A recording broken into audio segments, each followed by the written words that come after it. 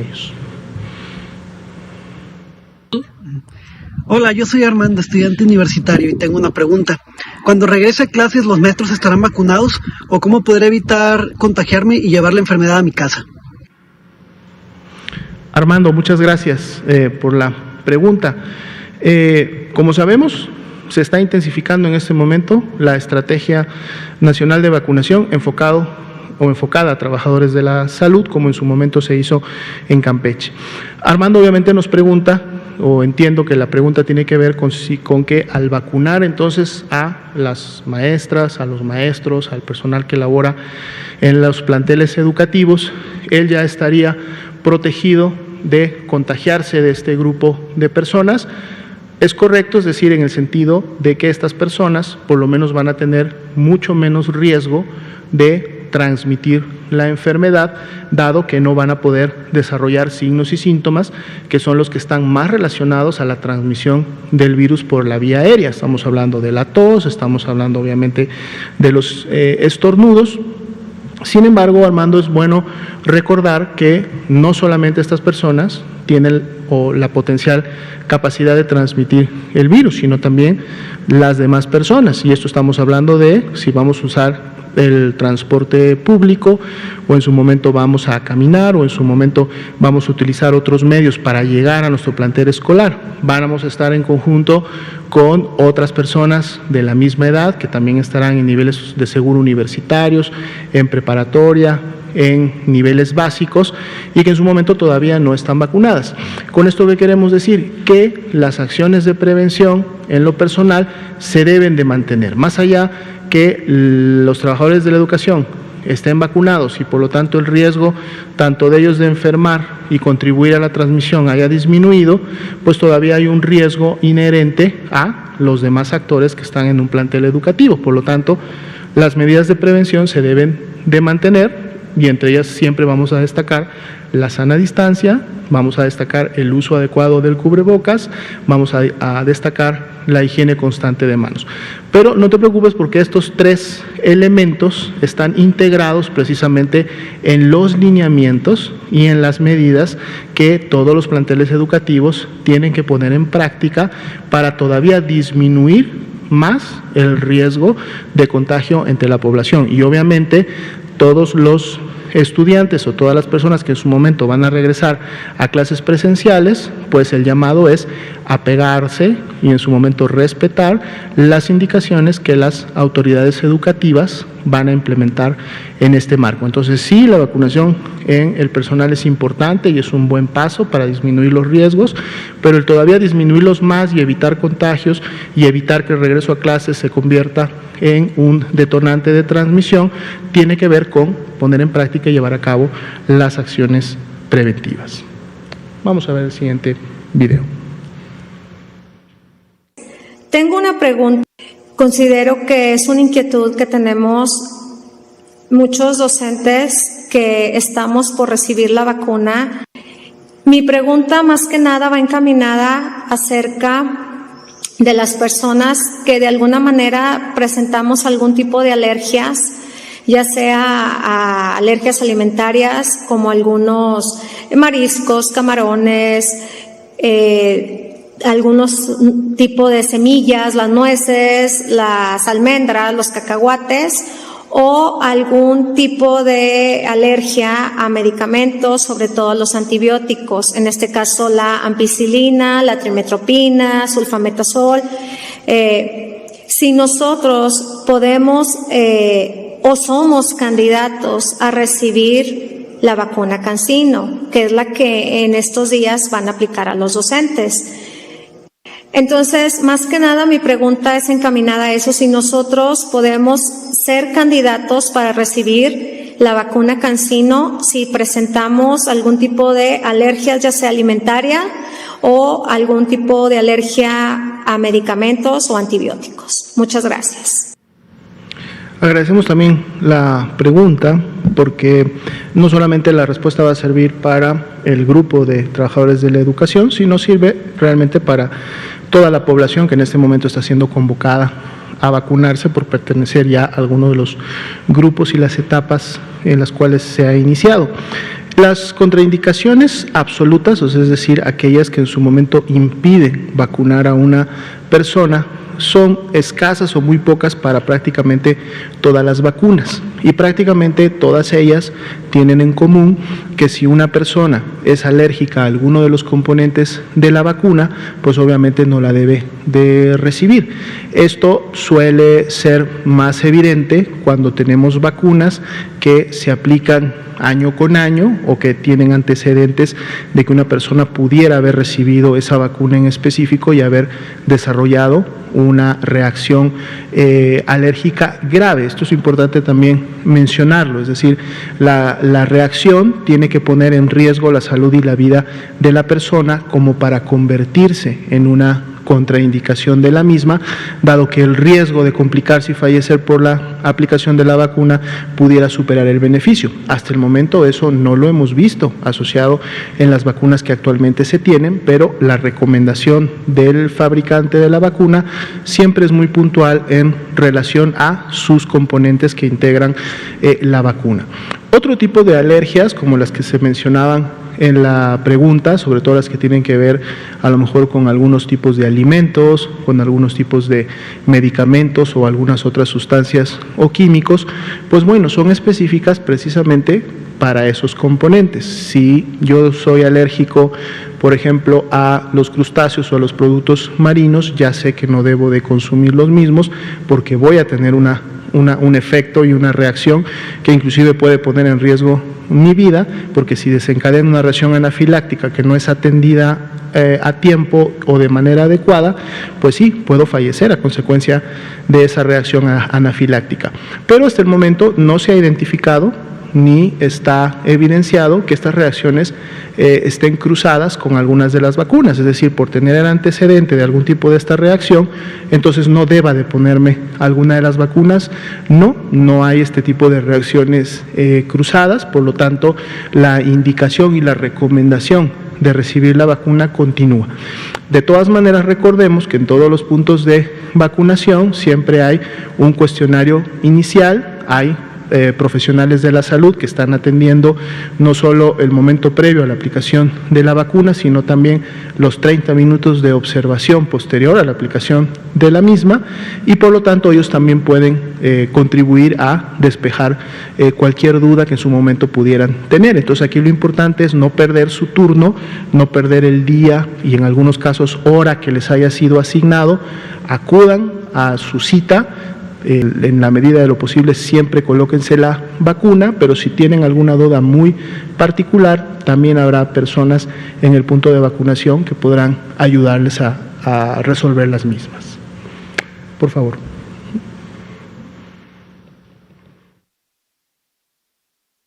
Soy Isabel Cervantes, soy maestra de escuela privada. Acabo de oír su informe de hoy, martes 13 de abril, y tengo dudas sobre las mascarillas.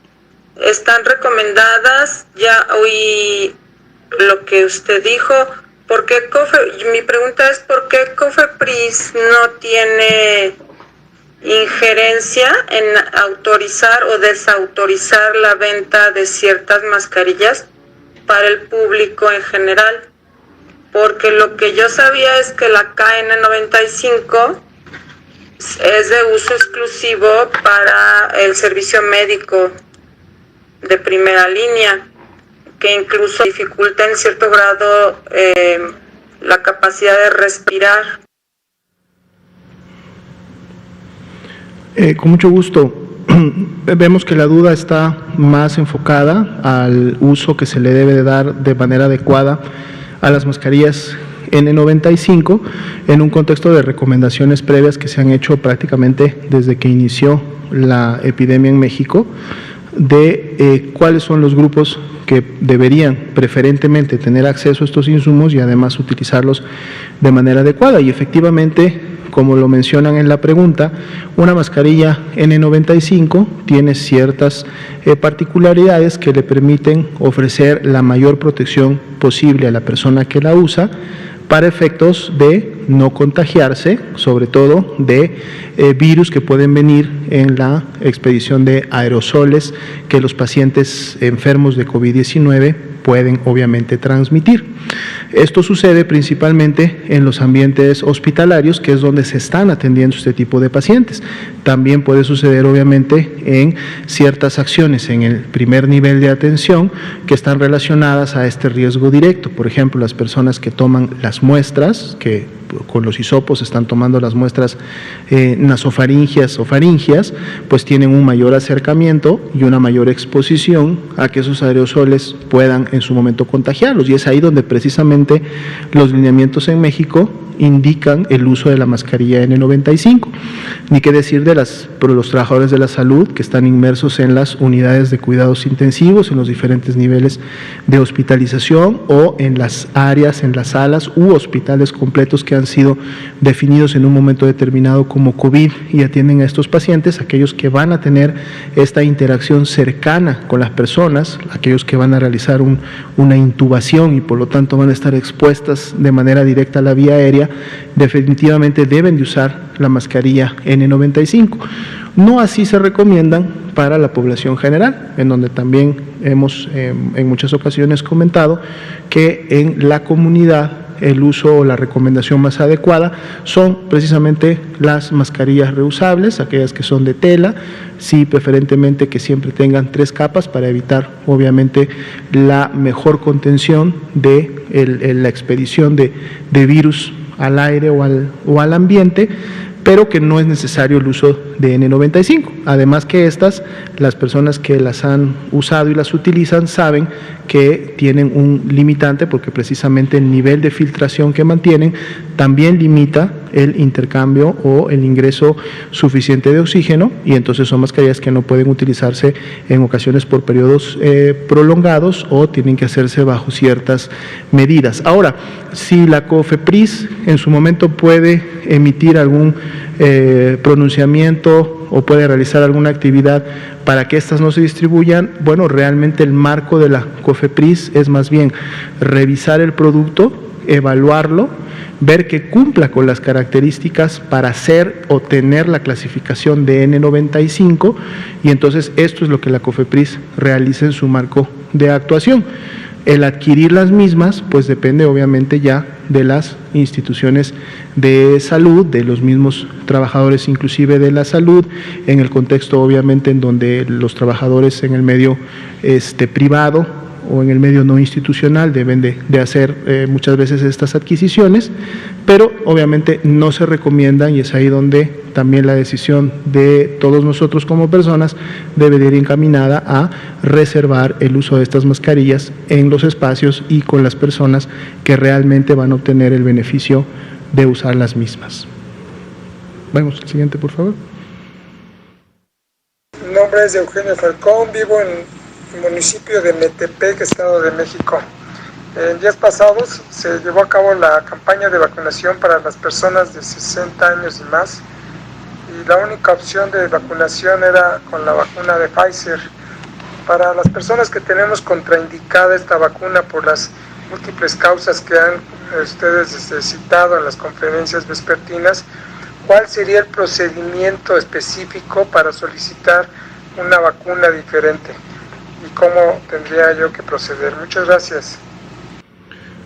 Gracias. Bueno, como comentábamos en una pregunta anterior, son contadas prácticamente con los dedos de las manos aquellas situaciones en las cuales podría estar contraindicada de manera absoluta una vacuna. Tenemos que ver dos diferencias. Un momento es que alguna vacuna no haya podido ser aplicada el día que le tocaba a la persona, porque a lo mejor la persona tenía alguna condición que sí está identificada en los lineamientos que no le permitía recibir la vacuna. Por ejemplo, prácticamente también todas las vacunas dicen que las personas que están padeciendo COVID-19 o que tienen síntomas respiratorios deben esperar a resolver su cuadro respiratorio o de enfermedad, o si son casos confirmados de COVID-19, dejar pasar al menos entre 3 y 4 semanas para entonces poder recibir la vacuna. Es decir, esto no es una contraindicación. Esto no quiere decir que la persona no pueda recibir algunas de las vacunas. Simple y llanamente que no la puede recibir en ese momento, pero que entonces la podrá recibir más adelante. Al momento en que esto es identificado en el punto de vacunación, los mismos operarios del punto de vacunación identifican a la persona, el procedimiento e inclusive otorgan ya una cita, digamos, más adelante en función de esa causalidad. Si fue identificado algún elemento que no le permite recibir la vacuna, pues este elemento sería en lo general repetitivo para las demás vacunas, y estamos hablando sobre todo aquellos elementos que en su momento contraindicarían la aplicación de una vacuna por el riesgo, decíamos, de tener alguna alergia o haber presentado una alergia previa a algunos otros productos similares al de la vacuna. Pero esto, comentábamos, tampoco no se ha dado. Entonces habría que hacer bien la diferencia, ¿no?, de cuándo es una contraindicación como tal de la vacuna y cuándo es simple y llanamente una reprogramación o en su momento un cambio de momento porque ese día, por alguna razón, un motivo, no pudo recibir la vacuna. Lo mismo aplicaría a lo mejor a las personas que por motivos de fuerza mayor no pudieron acudir el día o la hora para su vacuna. Esto entra en un esquema de reprogramación que en su momento se lleva a cabo por la misma coordinación en los puntos de vacunación. Recordemos que en la medida que la estrategia va avanzando, se va identificando de manera nominal, es decir, por nombre, apellido y datos, a las personas que ya han sido vacunadas. Por lo tanto, las que no han sido vacunadas y en su momento por algún motivo perdieron la cita o no se les pudo aplicar la vacuna el día que les tocaba, pues pueden identificarse en un punto de vacunación de su localidad, de su entidad, sobre todo ahora que se están volviendo a reactivar todos ellos para las segundas dosis, y exponer rápidamente cuál fue el problema, por qué en su momento no se le pudo vacunar, y de seguro tendrá una reprogramación para que pueda recibir su primera dosis y en su momento su segunda dosis. Entonces, acérquense a los puntos de vacunación. Si hay personas que por algún motivo no recibieron, acérquense por favor a los puntos de vacunación en su municipio, en su localidad, y ahí podrán reprogramar o volver a programar o tener un posicionamiento final de la vacuna que le podrán aplicar. Por favor. Mi nombre es Enrique Avaroa y mi pregunta va encaminada al tema de la secuenciación genética en México. Quisiera saber si actualmente disponemos de una base de datos abierta y que se actualice de forma continua, si no es que diaria, con las secuencias que va mapeando el país a través de los distintos laboratorios autorizados para ello. Sé que actualmente las 5.000 más o menos secuencias que tenemos estudiadas las han cargado al GSAID, pero bajar la información es un poco complicado para la población si es que lo queremos estudiar. Entonces, pues quisiera conocer si tenemos una base donde podamos consultar continuamente estos nuevos datos, ¿no? Sobre todo para llevar un mapeo del avance de las variantes y pues para conocer, ¿no?, la incidencia de los linajes que nos afectan en México, ¿no?, con la pandemia.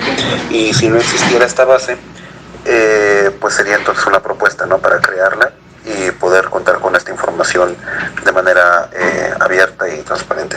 Gracias. Muy bien, agradecemos también la pregunta en este marco de lo que son los datos abiertos y la comunicación y apertura que se ha tenido desde las diferentes dependencias federales que estamos monitoreando y vigilando el comportamiento de la epidemia, de poder hacer públicos, claros y siempre accesibles la información. Aquí se refiere específicamente, entiendo la pregunta, al tema de la vigilancia genómica, que es a través del cual se están identificando la circulación de mutaciones o variantes de interés y preocupación en el territorio nacional. Efectivamente, en el momento no tenemos una base de datos abiertos con esta información. La hemos estado dando a conocer semana con semana. De hecho, mañana miércoles tocaría la actualización de las variantes de interés y preocupación que hemos encontrado hasta el momento en México. Sin embargo, considero que ante la solicitud, sin ningún problema, hay un comité que se encarga de evaluar el tema de datos abiertos. Llevamos la propuesta sin mayor problema. Recordemos que ya desde hace algunas semanas, lo habíamos comentado también en la conferencia, hay un consorcio que está trabajando todo el tema de la vigilancia genómica, es decir, el poder escalar las capacidades de la vigilancia genómica en el país, dado que para poder llevarla a cabo se necesitan de herramientas y de expertise, es decir, de personas con expertise profesional, capacitación y especialización, sobre todo en el tema. No es, digamos, abundante en todo el país, está muy concentrado en áreas de investigación académicas y en el mismo INDRE. Entonces hay una sinergia que se ha realizado entre todas estas áreas. Destacamos específicamente las que se está llevando a cabo con la UNAM, las que se está llevando a cabo con el CONACYT. Están participando también expertos del IMSS y de otras instituciones, obviamente incluido el INDRE y también la SINSAE como dependencia dentro de salud, institutos nacionales de alta especialidad. Se está llevando a cabo la realización de esta vigilancia de manera conjunta y es precisamente el CONACYT el que está implementando una herramienta que está integrando toda la información que se está obteniendo de las diferentes dependencias que se han sumado. Entonces, creo que la posibilidad de poder tener una base de datos abierta a la población pues es factible, precisamente porque hay una concentración de la información y hay una dependencia oficial, como sería el CONACYT, que en su momento va a tener concentrada toda esta información y que sin ningún problema creo podría generar un producto como este. Entonces vamos a ponerle en la mesa correspondiente para que se pueda trabajar. Muy bien, faltan 14 minutos para que termine la conferencia y de acuerdo al programa hay que dar ya entonces la oportunidad a las preguntas de los medios de comunicación aquí. Vamos a empezar por este lado, por favor, cambiamos para acá y vamos en este orden. Buenas noches, Ignacio de Alba de Pie de Página. Preguntarle, doctor, a los estudiantes que tengan enfermedades crónicas como la obesidad, ¿deberán esperar a ser vacunados para regresar a clases? Bien, aquí estamos hablando obviamente de grupos de riesgo particulares, en donde en personas mayores sobre todo ha sido evidenciada una asociación con la edad. Esto no deja de lado que en su momento otros grupos de menor edad que tienen las condiciones, podríamos estar hablando de obviamente menores de edad que tengan cuadros de inmunosupresión, menores de edad que tengan alguna enfermedad como estas que disminuye tanto la capacidad respiratoria como la respuesta del mismo sistema inmunológico. No es muy común, no esperamos obviamente verlas con mayor frecuencia o en mayor cantidad en estos grupos poblacionales, normalmente son las personas mayores. Aquí entonces obviamente sí tendría que haber una indicación orientada a estos menores de edad de evaluar cuál es el nivel de riesgo. Aquí es importante esta evaluación, ¿por qué? Y obviamente la tiene que hacer un profesional de la salud, porque inclusive para las personas adultas, inclusive las personas adultas mayores, las comorbilidades en su momento significan un riesgo en la medida en que éstas estén bajo un descontrol o presenten las condiciones en un momento determinado que generan el riesgo. ¿A qué me refiero? Una persona, por ejemplo, diabética, y estamos hablando que existe también la diabetes infantil, la diabetes tipo 1.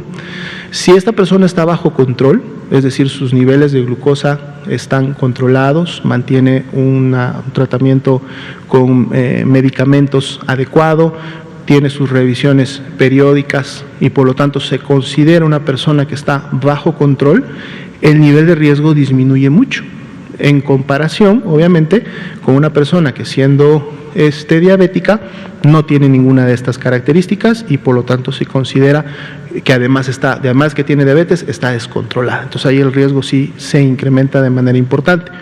Y si a eso se le suma que esa persona diabética pudiera ser además obesa, y además tener 60 años o más, pues obviamente todavía el riesgo se incrementa. Entonces esto va a requerir de una valoración directa en donde la recomendación podría ser, si yo tengo una hija o un hijo que tiene una condición de riesgo que ha sido identificada para efectos de agravar la enfermedad o poder fallecer a consecuencias de la COVID-19, definitivamente necesito una valoración médica para identificar si el riesgo es un riesgo que está presente en todo momento y por lo tanto debería delimitar la exposición a contagios con otras personas o en otros ambientes. Recordemos que estas personas obviamente no solamente tienen este riesgo por el regreso a una clase presencial, ¿sí? Si estas personas se han mantenido autorresguardadas durante todo el tiempo de la pandemia, pues bueno, digamos que estos niños, estos pequeñines, han mantenido el riesgo controlado. Pero si estos menores de edad están igualmente interactuando con familiares, con amigos o no se han mantenido resguardados, prácticamente el riesgo pudiera ser similar que el de retornar a clases. Entonces, en todo caso, la recomendación en este punto sería, reitero, una evaluación médica para evidenciar si el riesgo está bajo control o el riesgo por sí no permite un control que disminuya obviamente la posibilidad y entonces en ese caso mejor todavía limitar la participación presencial. Gracias. Por último, hay un partido político que dice en uno de sus spots que donó dinero para las vacunas. Preguntarle si esto es cierto, si es posible donar dinero para las vacunas y si es necesario. Gracias.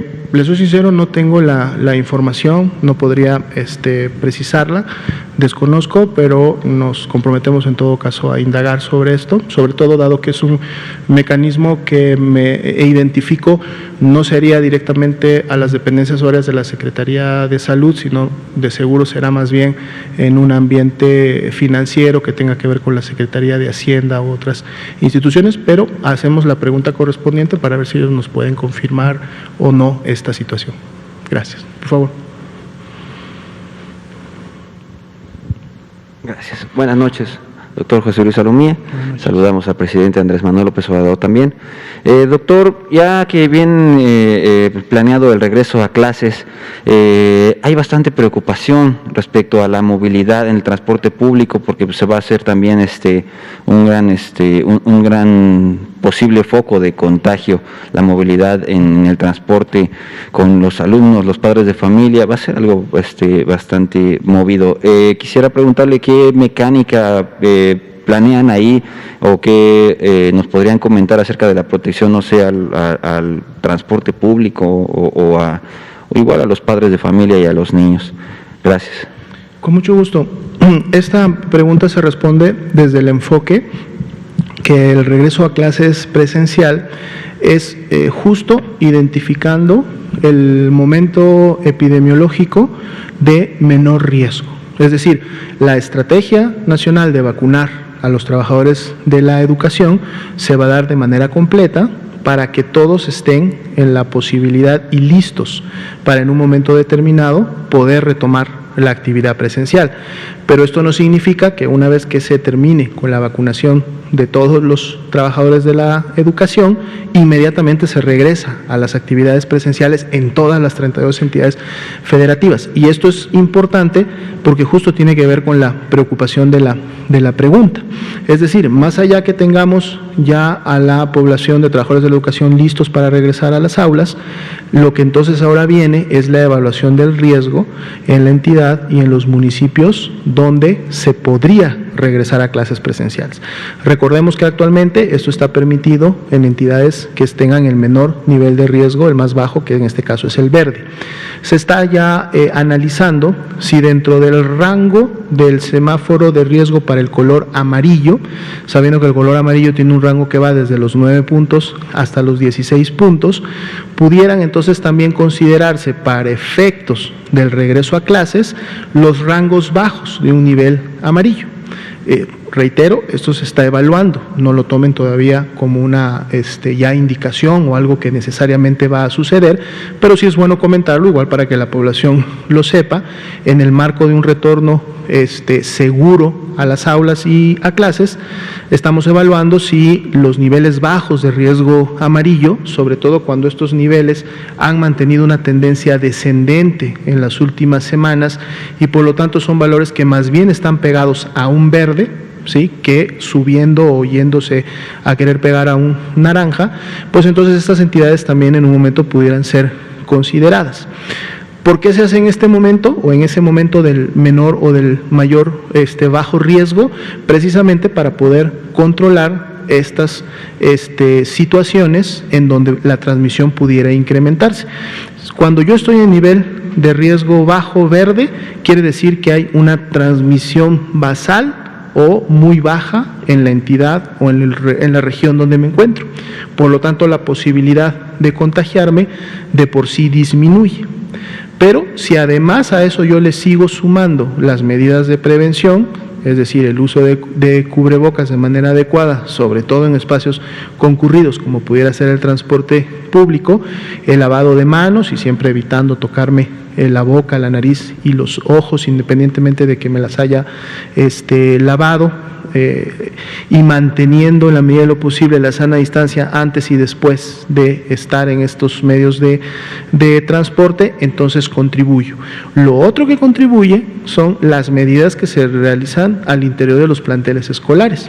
Recordemos, y se ha comentado también, que el regreso tampoco es ni para la población de maestros vacunados, ni para los estados que están en verde, es regreso como estaba antes de la pandemia, y regresamos todos al 100%, y no, hay toda una serie de recomendaciones que se van a implementar, y entre ellas, por ejemplo, destacamos este hecho de la asistencia secuenciada. Lunes y miércoles va un grupo, martes y jueves va otro grupo. Ya desde ese punto de vista estamos viendo entonces que la cantidad de alumnos al interior del plantel va a ser menor o va a ser la mitad o menos de los que se tienen normalmente cuando se tenían clases antes de la epidemia. Y obviamente eso también lleva a una movilización, ya sea del estudiante o de los familiares del estudiante para llevarlo a la escuela, también a la mitad, ¿no?, de lo que hubiera sucedido si todos hubieran regresado en un mismo momento a clases. Entonces, cada uno de los elementos preventivos contribuye a una disminución importante del riesgo, que si lo vamos sumando a que la población de maestros está vacunado, si lo vamos sumando a que además en esa localidad el riesgo de transmisión es bajo porque están en verde, o en su momento si se revisa y se aprueba en un amarillo de bajo riesgo, por así decirlo, pues entonces obviamente todo confluye y todo se presta para activar el regreso a clases. Si estas cosas no se dan, si estas cosas no confluyen, si estamos hablando de entidades que están en naranja o que en su momento alguna de ellas pudiera regresar de un amarillo a un naranja o de un verde a un naranja, o potencialmente inclusive alguna de ellas un rojo, obviamente esas no son condiciones sanitarias ni epidemiológicas para poder activar las clases presenciales y no se deberán de hacer. Sí, gracias. Por favor.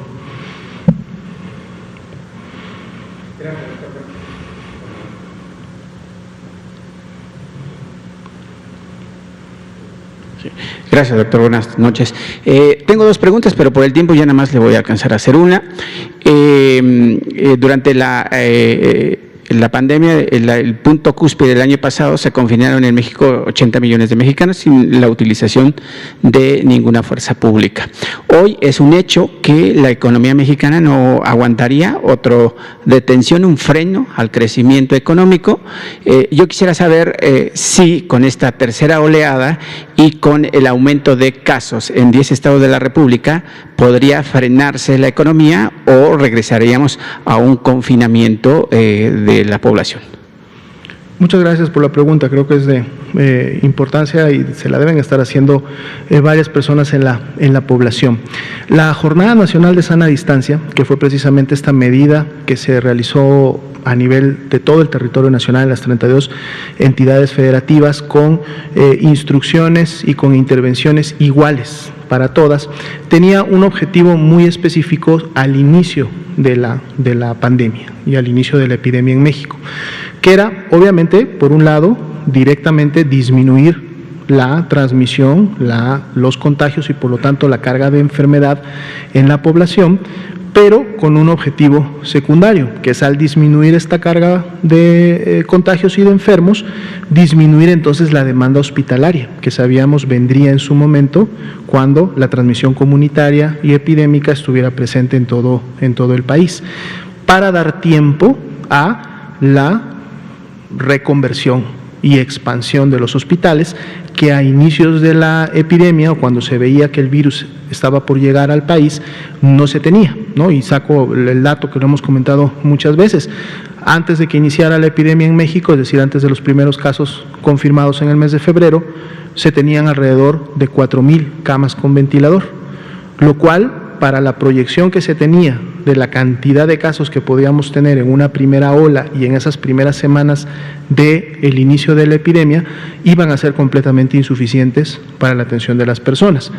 Aplanar la curva, que es un término que se usó durante mucho tiempo y lo hemos explicado también, tenía que ver precisamente con el hecho de no genero tanta transmisión, no genero tantas personas enfermas y doy tiempo para que esas 4,000 camas con ventilador se expandan y se reconviertan a más de 12,000 en un momento. De hecho se llegó a un punto de 14,000 más adelante, en donde podría haber entonces ahora sí suficiencia. Y estoy tomando solo el ejemplo de las camas con ventilador. Lo mismo sucedió con las camas generales, hubo este incremento para poder tener la atención. Entonces ese era el objetivo de la Jornada Nacional de Sana Distancia y por eso se implementó priorizando en ese momento la salud y la vida, priorizándola en comparación a las actividades económicas y a las actividades sociales.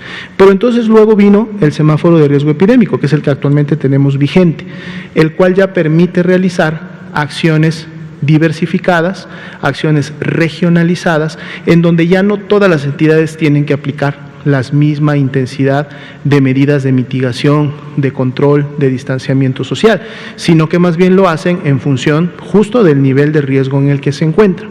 Y esto entonces va de la mano con, ¿qué pasa si viene una tercera ola? Bueno, si viene una tercera ola, tendríamos que ver en qué entidades se produce esta tercera ola.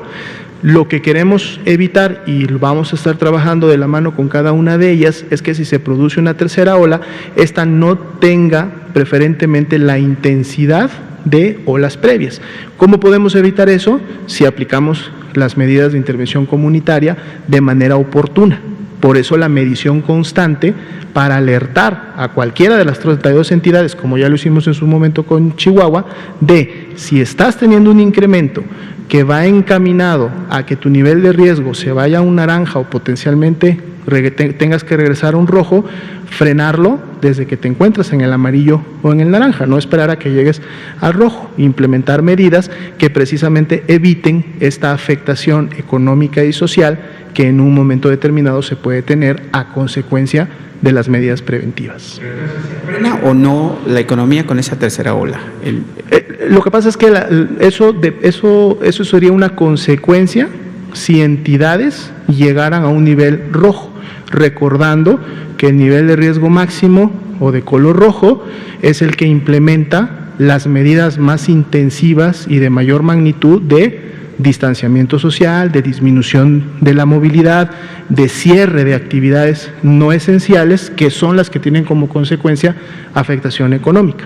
Entonces, eso obviamente en el corto plazo todavía no está evidenciado ni se da, y más bien en este momento lo que tenemos es oportunidad de detener y evitar que eso ocurra, porque si entonces las medidas se implementan de manera oportuna, no tendríamos por qué estar llegando a esos niveles y más bien podríamos estar nivelando la epidemia y volviendo nuevamente a un control, obviamente si todas las entidades en esos niveles de riesgo se suman a las actividades. Ok, gracias. ¿Sí?